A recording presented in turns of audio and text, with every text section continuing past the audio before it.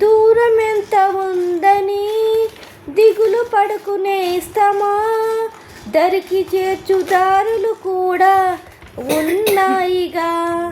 భారం ఎంత ఉందని బాధపడుకునేస్తమా, బాధ వెంట నవ్వుల పంట ఉంటుందిగా.